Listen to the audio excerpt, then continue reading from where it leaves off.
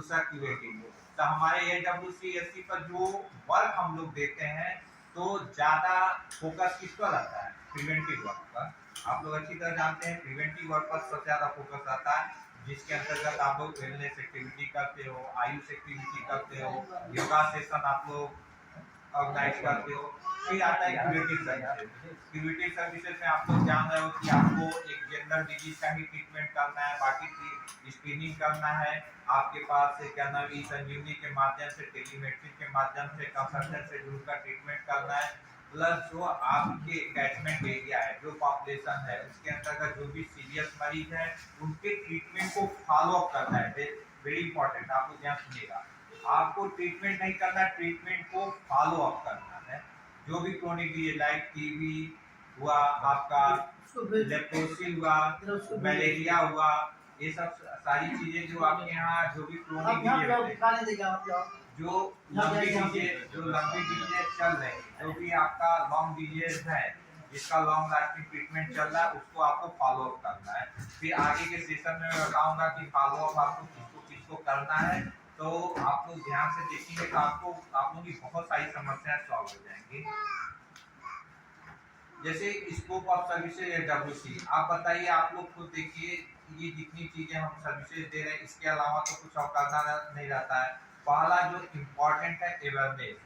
हम लोग की AWC की 50 to 60% जो वर्क होता है वो अवेयरनेस पर होता है। जो भी आप लोग अवेयरनेस एक्टिविटी करते हो वो अवेयरनेस पर डिपेंड करता है कि आप लगातार सेशन लेते हो, योगा सेशन लेते हो या वेलनेस एक्टिविटी करते हो। आपका कैलेंडर बना हुआ, कैलेंडर के अनुसार आपको उस डेट पर आपको वो एक्टिविटी करना रहता है, वेलनेस एक्टिविटी करना रहता है। उसका मेन मोटो क्या रहता है कि आप अपने पब्लिक में जो भी आपका पॉपुलेशन है उसको ज़्यादा से ज़्यादा पर्सन को आप अवेयर कर सकें। दूसरी हम लोग की सर्विसेज हम लोग देते हैं काउंसलिंग।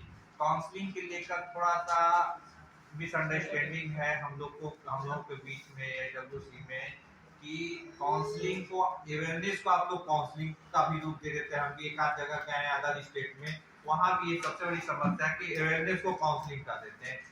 काउंसलिंग अलग होता है, अवेयरनेस अलग होता है। अवेयरनेस मींस आप पब्लिक को एक साथ बैठाकर अवेयर कर सकते हैं पार्टिकुलर किसी भी टॉपिक पर। जैसे मैं यहाँ बैठाकर किसी पार्टिकुलर टॉपिक पर अवेयर कर सकते हैं, लेकिन काउंसलिंग सिंगल पर्सन का होता है क्योंकि हर पर्सन की अपनी अलग अलग समस्याएं होती है। आप फैमिली प्लानिंग की काउंसलिंग करते हैं सिंगल पर्सन को, हाँ अवेयरनेस दे देते हैं कि हाँ ये फैमिली प्लानिंग की अवेयरनेस है। लेकिन जब काउंसलिंग की बात आती है, एडोसेंट की काउंसलिंग की बात आती है, तो आप सिंगल एडोल्ट को आपको काउंसलिंग करना होता है। तो उसको प्रॉपर वे में हम लोग अवेयरनेस को ही काउंसलिंग मान लेते हैं। तो काउंसलिंग और अवेयरनेस में आप लोग थोड़ा सा डिफरेंशिएट रखेंगे। फिर तीसरा इम्यूनाइजेशन, ये प्रॉपर होता है, इसमें कोई समस्या नहीं होती। डॉक्यूमेंटेशन बोलो तो ये समस्या है, लेकिन ये प्रॉपर होता है जहाँ तक मेरा एक्सपीरियंस करता है। फिर तीसरा आता है स्क्रीन, चौथा आता है स्क्रीनिंग। स्क्रीनिंग पर भी आप लोग अच्छा वर्क करते हो, स्क्रीन करते हो। फिर जो आपके लेवल का होता है ठीक है, नहीं तो ऊपर लेवल का होता है तो टेलीमेडिसिन के द्वारा उसका ट्रीटमेंट, उसका आप कंसल्टेंसी करवाते हो। फिर आता है ट्रीटमेंट पार्ट। जैसा गाइडलाइन है, हमें सिर्फ सिंपल अलाइनमेंट का ही ट्रीटमेंट करना है, बाकी की टेलीमेडिसिन द्वारा ही हमें ऊपर से कंसल्टेंसी करवाना है। फिर देखिए रेड कलर का treatment follow up, this is the very important part. Treatment follow up जो हमारे द्वारा कहीं ना कहीं लैकिंग है। जैसे टीबी का मरीज है, वो तो अपना मदर पीएचसी या सीएचसी से अपना ट्रीटमेंट ले रहा है, लेकिन उसका प्रॉपर फॉलो अप नहीं होता है। उसका वेट जो प्रॉपर लेना है आपके पॉपुलेशन में है, एनएम के द्वारा, आशा के द्वारा या आपके द्वारा, उसका फॉलो प्रॉपर नहीं हो रहा है। थैलेसिमिया का पेशेंट है, प्रॉपर ट्रीटमेंट का फॉलो अप नहीं। आपको ट्रीटमेंट फॉलो अप करना है, मेडिसिन प्रोवाइड करना है, अगर उसके बाद मेडिसिन नहीं है, प्लस आपका आपके एरिया में अगर कोई प्राइवेट से भी दवा ले रहा है, आपको अवेयर करना है कि गवर्नमेंट में सारी सुविधाएं उपलब्ध है। इनकेस कोई जरूरी नहीं है कि वो आपके बातों से सहमत हो सकता नहीं वो प्राइवेट का, लेकिन उसको भी आपको फॉलो अप करना है। वो क्या ले रहा है, क्या नहीं ले रहा है, ले रहा है कि नहीं ले रहा है, ये चीज को आपको फॉलो अप करना है। फिर आता है रिफर इज वेरी इंपॉर्टेंट कि आपको किस पेशेंट को रिफर करना है, किस पेशेंट का फॉलो अप करना है। फॉलो अप के दौरान कोई कॉम्प्लिकेशन आ रहा है, उसकी जानकारी आपको रहनी चाहिए कि कॉम्प्लिकेशन क्या है, उसको उस लेवल से रिफर करना है। फिर रिफर पेशेंट जो आप रिफर कर रहे हैं या कोई आपकी इमरजेंसी में आपको डायरेक्ट आ रहा है पेशेंट, उसको आप रिफर कर रहे हैं एम्बुलेंस को कर रहा है, तब उसको आपको फॉलो अप करना है। तो ये थोड़ा सा लैकिंग पोर्शन होता है फॉलो अप का, तो इस पर प्रॉपर आपको वर्क करना है। ये इनपास का एक इम्पोर्टेंट पॉइंट है। अब हम पैकेज वाइज अगर चलते हैं तो ये मैं इसलिए किया हूँ कि जब हमारा इनपास असेसमेंट होता है तब पैकेज वाइज में किस पैकेज में कौन से डॉक्यूमेंट हमें दिखाने हैं उसका थोड़ा सा हम प्रॉपर वे में कर नहीं पाते हैं।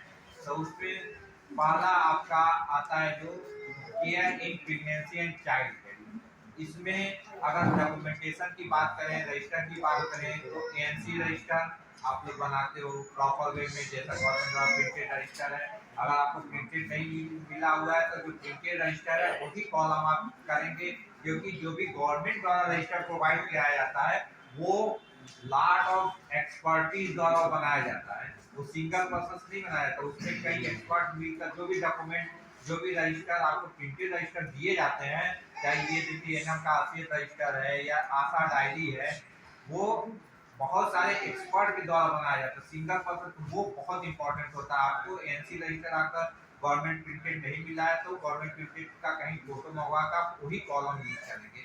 HRP रजिस्टर आप लोग प्रॉपर बनाते हो, इम्यूनाइजेशन रजिस्टर आपका प्रॉपर चलता है as per my experience.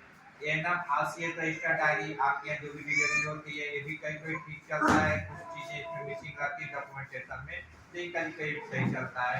एचबीएनसी register आता द्वारा एनएम द्वारा जो बनाया जाता है वो भी कहीं प्रॉपर चलता है क्योंकि इसकी मॉनिटरिंग प्रॉपर होती है।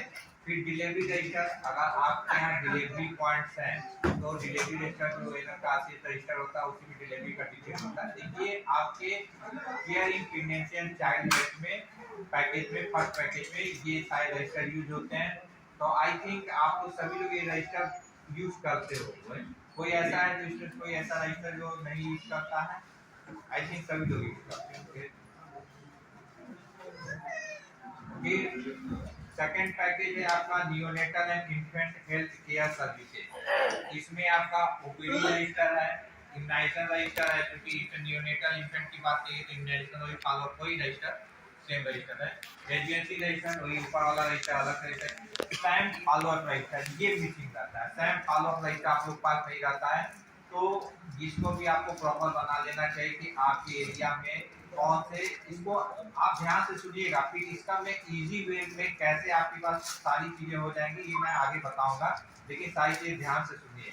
आपका काम मैं इजी करने आया हूँ, कहीं बढ़ाने नहीं आया हूँ। तो सैम फॉलो अप रजिस्टर जो आपके सैम के पेशेंट हैं उसका लगातार आरबीएस की टीम, आरकेएस की टीम द्वारा फॉलो अप होता है, तो उसका प्रॉपर रजिस्टर होना चाहिए। आयरन सीरम डिस्ट्रीब्यूटर रजिस्टर, आपके यहाँ आयरन सीरम, हीमोग्लोबिन, ये एक चीज में जो कहते डॉक्टर साहब बता रहे हैं, जो सैम फॉलो रजिस्टर होता है सारे डीसीपीएम जो है इन लोगों के पास एक जो है वो जिला अस्पताल से वो आता रहता है, एक्सेल फाइल आती है। तो ये लोग आपके ग्रुप में एक्सेल फाइल भेज देंगे, आप लोग ब्लॉक के लोकल ग्रुप में भेज दीजिए इन लोगों को, और आप लोग आशा के साथ वो सैम नहीं होता है, एसएलसीयू। अच्छा सैम नहीं होता है, सैम वाला हम लोग कर नहीं होता है। डिस्कशन पर अभी आएगा रजिस्टर का लिस्ट, उसमें डिस्कशन आपका। तो इसमें सैम फॉलो अप रजिस्टर है, आयरन सीरम डिस्ट्रीब्यूशन रजिस्टर होता है, जो आयरन सीरम जिसकी हीमोग्लोबिन कम है, जिन बच्चों को मैलन्यूट्रिशन का उनका distribution register. MPR register, MPR समझ रहे हैं ना, मंथली प्रोग्रेस रिपोर्ट। इम्यूनाइजेशन का जो मंथली प्रोग्रेस रिपोर्ट आप लोग का है, कहीं कहीं ये मिसिंग रहता है, जबकि इस पर काफी मॉनिटरिंग होती है, तो इसको आप प्रॉपर वे में करेंगे तो आपका ये आपका सर्विस पैकेज पूरा होगा। Third service package childhood and adolescent health care services. आपके यहाँ पीयर एजुकेटर है, सब जगह नहीं है, कुछ ही जिलों में है, तो उनका भी हेल्प ले सकते हैं। उनका अलग मैं नहीं डाला हूँ क्योंकि पीयर एजुकेटर सब जगह नहीं है। इसमें आपका ओपीडी रजिस्टर होता है जो एडोलेसेंट आते हैं, वेलनेस एक्टिविटी रजिस्टर होता है जो वेलनेस एक्टिविटी आप लोग करते हैं एडोलेसेंट और चाइल्ड के लिए। फिर आता है एडोलेसेंट काउंसलिंग एंड रिफरल, ये इंपॉर्टेंट है, ये नहीं रहता है यहाँ। एडोलेसेंट काउंसलिंग एंड रिफरल, आप लोग क्या करते हैं कि जो वेलनेस एक्टिविटी का रजिस्टर है उसी को आप लोग काउंसलिंग कर, भाई हर एडल्ट की अपनी प्रॉब्लम है। जो आपकी लड़कियां हैं जिनको पीरियड फर्स्ट टाइम आ रहा है उसकी अपनी प्रॉब्लम है, उसको तो आप अवेयरनेस में तो उसको नहीं ला सकते, उसको काउंसलिंग आपको करना होगा। आपको मतलब एएनएम के थ्रू, देखिए जो भी सीएचओ लोग यहाँ बैठे हुए हैं, ये सारी चीजें उन्हें नहीं करना है, उन्हें मॉनिटर करना है। कुछ चीजें उनके लेवल की हैं, कुछ चीजें एनएम की लेवल की हैं, कुछ चीजें आशा लेवल की हैं। आपको मॉनिटर करना है, आपके यहाँ जो भी एक दो एनएम है उनके द्वारा एडोसेंट काउंसलिंग कराना है। जो भी लड़कियां हैं उनको पीरियड आ रहा है या लड़के हैं उनको कोई सेक्सुअल प्रॉब्लम है, तो उनको पर्सन टू पर्सन काउंसलिंग होता है, एक साथ बैठा कर नहीं। तो इस चीज को आप लोग ध्यान रखिएगा। तो एडोसेंट काउंसलिंग रजिस्टर, उसमें जिसको प्रॉब्लम है उसको एज पर गाइडलाइन आप रिफर करेंगे। फिर चौथा आपका आता है family planning, contraceptive services, other reproductive health services. इसमें तो आपका फैमिली प्लानिंग प्रोसीजर रजिस्टर तो रहता है, कंडोम डिस्ट्रीब्यूशन में भी रहता है, में भी नहीं रहता है, प्रोसीजर रजिस्टर तो रहता है, लेकिन काउंसलिंग रजिस्टर कहीं नहीं रहता है। और इसमें मैं ये चीज कहना चाह रहा हूँ कि आप वर्क करते हैं, मतलब एनएम, यहाँ पे एनएम की बात कर रहा हूँ, एनएम तो वर्क करती हैं, 10 की काउंसलिंग की, 2 उसमें तैयार हुआ, 2 का आपका रजिस्टर में मेंशन है, आपके प्रोसीजर रजिस्टर है, देखिए 8 जिस पर आपने मेहनत किया है उसका कहीं डाटा ही नहीं। तो ये तो मूर्खता है कि हम मेहनत कर रहे हैं और दिखा नहीं रहे हैं। ऐसा तो है नहीं कि आप 4 का काउंसलिंग किए और चारों तैयार हो गए, ऐसा पॉसिबल है एनीवन से? क्या है पॉसिबल है कि 4 का फैमिली प्लानिंग काउंसलिंग किया, 4 रेडी हो गया, अंतर छाया जो भी XYZ ICD वगैरह, आप कम से कम 10 का 15 का काउंसलिंग करते हैं तो 4 तैयार होते हैं। देखिए ये डाटा कहीं नहीं रहता कि हमने 15 का काउंसलिंग किया, 15 का नाम कहीं नहीं रहता है। तो आपको एनएम के through family planning counselling register, देखिए ध्यान से आप लोग सुनिए, ये सब बहुत इंपॉर्टेंट चीजें आपकी क्वालिटी ऑफ सर्विसेज बढ़ाएंगे। फैमिली प्लानिंग की काउंसलिंग रजिस्टर आपको बताना है, जितना आप वर्क कर रहे हो, जितना का काउंसलिंग कर रहे हैं उसका नाम मेंशन रहा है, हाँ उसमें जो रेडी हो जाए, तैयार हो जाए, एक्सेप्ट करें, उसका प्रोसीजर रजिस्टर में जो आपको ICD और अदर छाया वया का जो भी रजिस्टर उसमें आप मेंशन करते हो वो तो आपका पूरा रहता है, लेकिन काउंसलिंग रजिस्टर आप लोगों का पूरा नहीं रहता है। तो मैं यहाँ अपने एक्सपीरियंस, देखिए हो सकता है आप लोग का हो सकता ना हो, लेकिन मैं एक्सपीरियंस बेस पर बता रहा हूँ कि क्या चीज आपके यहाँ रहता है, क्या चीज नहीं रहता, उसको करना है। तो ये आपकी कभी भी मॉनिटरिंग हो, कोई फैमिली प्लानिंग कंसल्टेंट जिले से गए या सर गए, तो वो सब चीजों को देखें तो आपके पास ये सब सारी चीजें रहें। फिर नेक्स्ट आता है management of communicable disease including national health program. Communicable disease में थोड़ा मिसिंग रहता है हमारे पास मैनेजमेंट का फॉलो अप का। सिर्फ टीबी का तो हमारे पास फॉलो अप रजिस्टर रहता है, कहीं कहीं रहता है, कहीं कहीं भी नहीं रहता है। तो जो भी कम्युनिकेबल डिजीज है, लाइक टीबी हुआ, कलेरिया हुआ, लेप्रोसी हुआ, उसका प्रॉपर वे में उसका फॉलो अप रजिस्टर, जैसे एनसीडी का बनाते हैं उससे सीडी का कब तक दवा चल रहा है, कब तक उसका पूरा हो गया, बीमारी उसकी खत्म हो गई, क्योर हो गया, तब तक वो फॉलो अप करना है। टीबी का रहता है, अदर का नहीं रहता, तो आप एक ही रजिस्टर में आप मेंटेन कर सकते हो, अलग रजिस्टर की जरूरत नहीं है। फिर आता है management of communicable disease and out patient care for acute illness and minor allergy. ये तो आपका ओपीडी रजिस्टर रहता है, जो भी कम्युनिकेबल डिजीज फ्लू वगैरह चलता है उसका तो रहता है। प्लस आप लोग IDSP रिपोर्टिंग करते हो, भी प्रॉपर होता है, उसको प्रॉपर देख लीजिएगा, अगर ना करते हो तो उसको प्रॉपर कीजिएगा। आप लोग का IT प्लेटफॉर्म भी है, आई थिंक IHIP, उस पर IDSP की रिपोर्टिंग फॉर्म यस करते हो, 23 के अंतर्गत आया है। फिर आता है जो सबसे इम्पोर्टेंट, जिस पर आप लोग CSO लोग सबसे ज्यादा वर्क करते हो, लगातार उसकी मॉनिटरिंग भी होती, screening, prevention, control, management of non communicable disease, जिसके लिए आशा के द्वारा आप लोग सीवेट फॉर्म भी भरवाते हो, इसमें OPD रजिस्टर रहता है। देखिए मैं डाल किया NCD फॉलो अप रजिस्टर, इस पर थोड़ा 2 मिनट ध्यान से आप लोग सुनिएगा। NCD फॉलो अप रजिस्टर आप लोग प्रॉपर नहीं करते हो, मैं जहां भी देखा हूं 100% मैं देखा हूं कि NCD का फॉलो अप आप लोग प्रॉपर नहीं करते हो। एक जगह तो मैं देखा था, अभी एक बार सर्टिफाइड भी हो बेटा, सही भी किया, बीपी लिया शुगर में टिक टिक टिक, ये कौन सा फॉलो अप है? बीपी लेंगे शुगर कितना है, ये कहां लिखा हुआ था? ये कई जगह मैं देखा हूं सर। जैसे उसमें सर एक वो है, जैसे उस प्रोफार्मा जो हम लोग को मिला हुआ है, जो हम लोगों ने देखा है, उसमें सर टिकी का है, जैसे हम लोग देखिए हम प्रैक्टिकल बातें कर रहे हैं। हाँ नहीं सही जो बात। जरूरी चीजें हैं, जो आपके लेवल जरूरी है, आप क्या नाम है PGI में जरूरी है, प्रोफार्मा हो सकता है जो भी मिला, मैं प्रोफार्मा को नहीं जाना क्योंकि जब उसकी डीप नॉलेज मुझे नहीं है तो मैं उस पर नहीं कुछ कमेंट करूंगा, लेकिन जो होना चाहिए मैं बता रहा हूँ, चाहे प्रोफार्मा क्यों कीजिए, चाहे रजिस्टर बना कीजिए, चाहे आप IT प्लेटफॉर्म से कीजिए, डजंट मैटर। मैटर ये है कि करना है ये चीजें। NCD का फॉलो अप का एनसीडी के फॉलो अप में आपको सर भी अभी अपना बताएंगे, आप इनपुट्स देंगे अभी 10 मिनट वाली कंप्लीट है तो एनसीडी के फॉलो पे होना क्या चाहिए ये आप जान लीजिए। पहली चीज, आप शुगर बीपी जो दे रहे हैं उसका जो वैल्यू हो वो लिखा होना चाहिए, Yes, कम से कम मंथ में एक बार।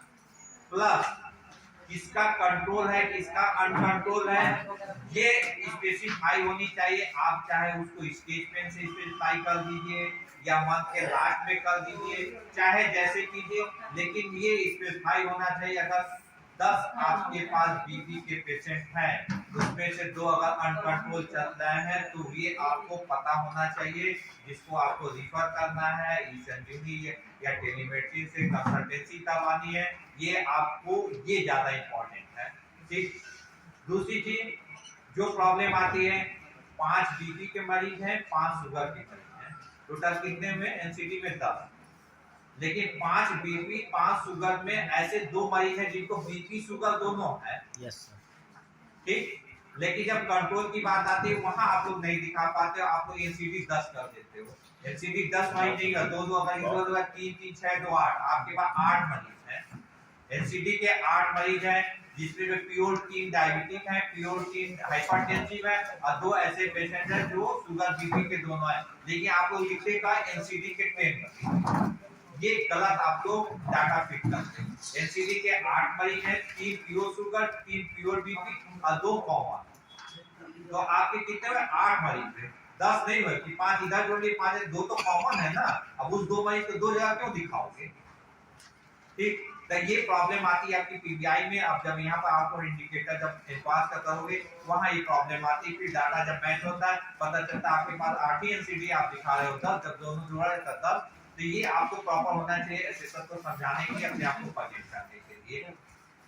फिर आता है care of common ophthalmic ENT, ये बहुत ही लैकिंग है।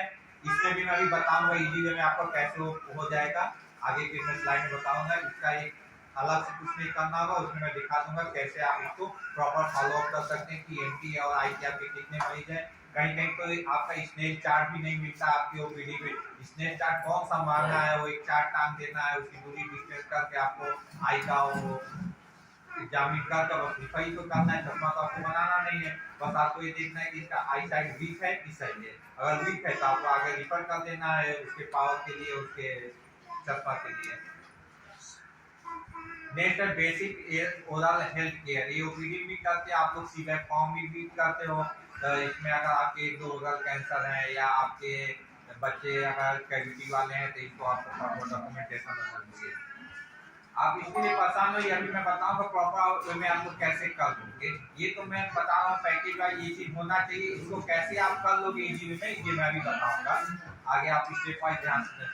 Palliative care, elderly palliative care, ये आपका प्रॉपर वे में नहीं होता है। आपके कितने रहते हैं, बहुत ज्यादा एक आशा के क्षेत्र में 1 से 2 बेड डिवीजन या पैलेटिव केयर के पेशेंट रहते हैं, उसको आप मॉनिटर इजी वे में कर सकते हैं आशा के एनएम के थ्रू या कुछ।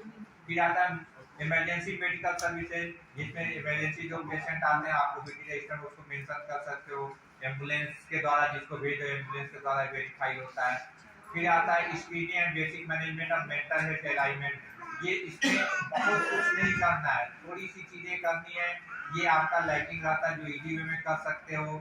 मेंटल हेल्थ के ज्यादा मरीज किसके रहते हैं, ज्यादा पैलेटिव के रहते हैं, एनसीडी जो 60+ होते हैं वही ज्यादातर मेंटल हेल्थ में आते हैं, ज्यादातर 80% वही रहते हैं, 15-20% अलग से मेंटल हेल्थ के रहते हैं, तो ज्यादातर मेंटल हेल्थ में वही आते हैं। उन्हीं में से आपको फॉलो अप स्क्रीन करके फॉलो अप करना है। इसका टोल फ्री नंबर है, टोल फ्री नंबर के थ्रू आप इसको रेगुलर में फॉलो अप कर सकते हो। फिर आती है आशा डायरी लाइव, आशा डायरी में आप देखोगे सेकंड या थर्ड पेज में डेमोग्राफिक डिटेल रहता है। अभी मैं इसमें स्क्रीनशॉट में दिखा रहा हूँ डायरी का।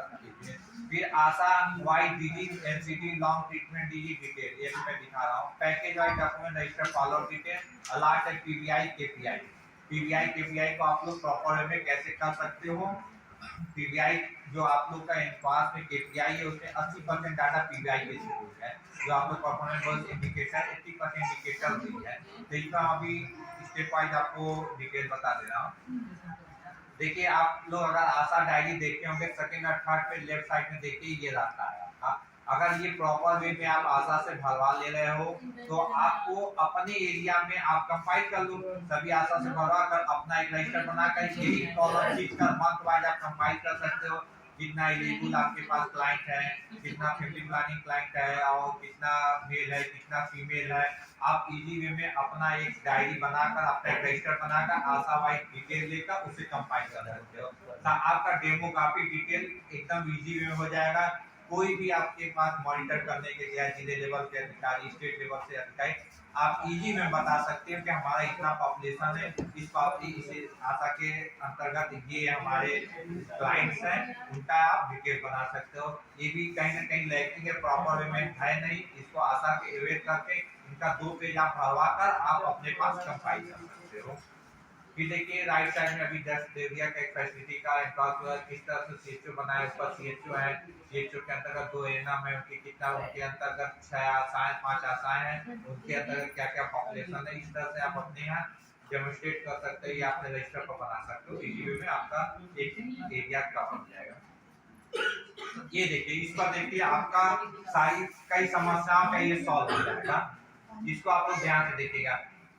प्रत्येक आशा को एक रजिस्टर बनाइएगा, आशा वाइज डिजीज डिटेल, उनके एरिया में कौन कौन से मरीज हैं, ध्यान से सुनिएगा, ये आपके लिए बहुत वैल्यूबल है, बहुत इंपॉर्टेंट है। चाहे पास हो, चाहे आपका अपना प्रेजेंटेशन हो, चाहे अपनी क्वालिटी ऑफ सर्विसेज है, इसमें आपको सिर्फ मॉनिटर करना है। एक रजिस्टर बना देना है, रजिस्टर में 2-2 पेज आशा वाइज आप डिवाइड कर देंगे। आपके कितना आशा होगी, 4 से 6 होंगी हर सेट में, 4 6 7 8, इससे ज्यादा तो होंगी नहीं, मैक्सिमम 8 होती होगी, तो मिनिमम हमें क्या 5-6 आशाएं होती हैं।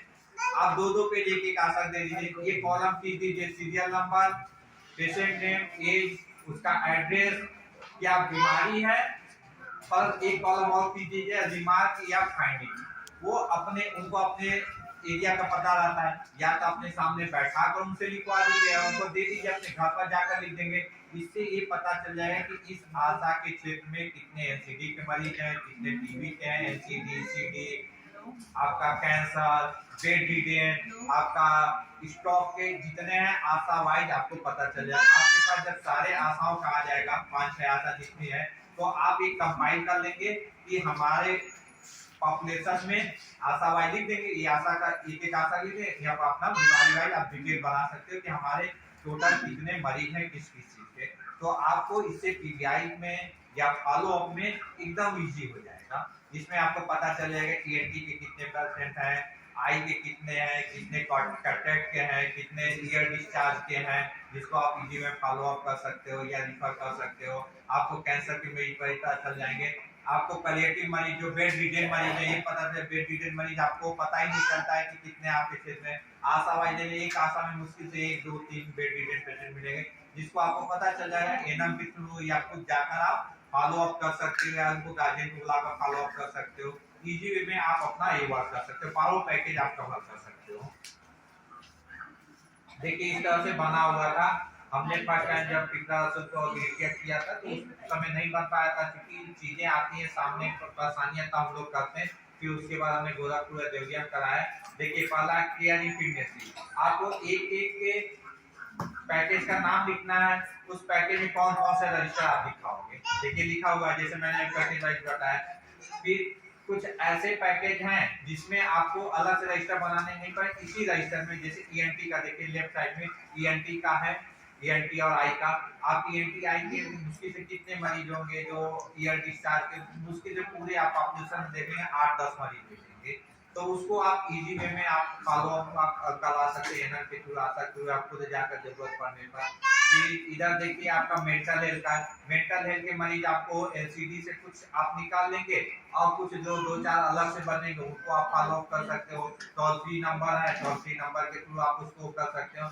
इसमें एक कॉलम फाइंडिंग जरूर वाले, जब भी आप फॉलो अप कीजिए, क्या फाइंडिंग मिला, सही हुआ नहीं सही हुआ, ट्रीटमेंट चल रहा है, ट्रीटमेंट कंटिन्यू।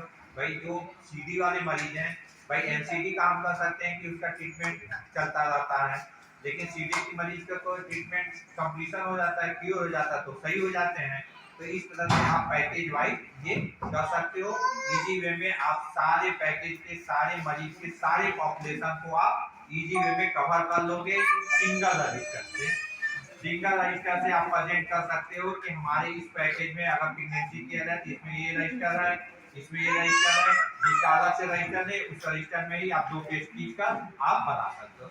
मतलब एक ही रजिस्टर में डेमोग्राफी डिटेल लिखो, आशा वाइज डिटेल लिख दो, फिर उसके बाद पैकेज, एक एक पैकेज का नाम लिखते जाओ। जैसे पहला प्रेगनेंसी आला तो उसमें कुछ करना है, इसी रजिस्टर का नाम लिख देना है। चाइल्डहुड में भी रजिस्टर का नाम है। आपके 2-3 पैकेज बचेंगे जिसमें आपको डिटेल लिखना होगा, जैसे पैलिएटिव वाले में, ईएनटीआई वाले में और मेंटल में। ये 3-4 ऐसे हैं जिसमें 2-2 पेज लेकर आपके फील्ड में जितने पेशेंट हैं उसका आप वहां पर डिटेल लिख दो। मतलब सिंगल रजिस्टर से आप 12 पैकेज को आप डेमोस्ट्रेट कर सकते हो। कभी कोई अधिकारी आए चाहे जिले लेवल से चाहे किसी लेवल से, आप बता सकते हो मेरे पास कैंसर के इतने मरीज है, ईएनटी के इतने मरीज है। हो सकता है स्पेसिफाइड आ जाए, ईएनटी के कोई स्पेशल आ जाए स्टेट से कि आपके क्षेत्र में ईएनटी कितने मरीज है, आप यहाँ से दिखा सकते हो। कोई कैंसर वाला आ जाए स्टेट से कि हाँ इस एसडब्ल्यूसी में कैंसर कितने मरीज, आप इस एक ही रजिस्टर से दिखा सकते हो। आपके पास पूछ जाए कितने एलिजिबल कपल है, एक ही रजिस्टर से आप डिटेल दिखा के ये मेरी आशाएं हैं, टोटल एलिजिबल कपल हमारे क्षेत्र में है। तो एक सिंगल रजिस्टर से आप पूरे अपने सर्विसेज को इजी वे में दिखा सकते हो। 80% आपको जो वर्क है वो आप इजी वे में दिखा सकते हो। बाकी आपका वेलनेस एक्टिविटी का रजिस्टर प्रॉपर आता ही है। 2 ही चीज तो है, एक वेलनेस एक्टिविटी का है, एक आपका प्रिवेंटिव केयर की, ये सब चीजें हैं। तो 2 रजिस्टर से आप प्रॉपर में सारी चीजें प्रेजेंट कर सकते हो इसी के सामने। फिर देखिए ये आपका बहुत ही मिसिंग रहता है। हमारे यहाँ बीसीपीएम भी इस समय बैठे हुए हैं जिले से, हर ब्लॉक से, और ये इस पर मैं बहुत ज़्यादा वर्क किया हूँ। ये मेरा कहीं से कॉपी पेस्ट नहीं है, टोटल मेरा अपना वर्क है। और मैं देखा हूँ जो भी परेशानियाँ आती हैं इन्वेंट्री मैनेजमेंट में, इन्वेंट्री मैनेजमेंट एसडब्ल्यूसी पर बहुत ही वीक रहता है। उसमें दवा आता है, रिएजेंट आता है, फैमिली प्लानिंग की चीजें आती हैं, आता है चला जाता है, इंडेंट कुछ होता है, रिसीव कुछ होता है। कोई अधिकारी जिले से आता है कहता है मैंने इतना भेजा, इंडेंट कहते हैं हमने इतना किया, फिर होता है एक्सपायरी, नियर एक्सपायरी आपके एसडब्ल्यूसी पर भेज दी जाती है, आपको उससे खपत करना रहता है। तो इनक्वास में बात करेंगे तो आपका बफर स्टॉक रजिस्टर, फिर उसके बाद आपका बफर स्टॉक रजिस्टर की बात आती है। फिर आता है कि क्या कहना है बफर स्टॉक रजिस्टर, फिर उसके बाद आपका near expiry register, stock register, stocking register, आपका नियर एक्सपायरी रजिस्टर, आपको अलग अलग चीजें करनी रहती है। तो काफी आप लोग को उसमें प्रॉब्लम होता है। तो आप एक सिंगल रजिस्टर से ये सारी चीजें इजी वे में कर सकते हैं।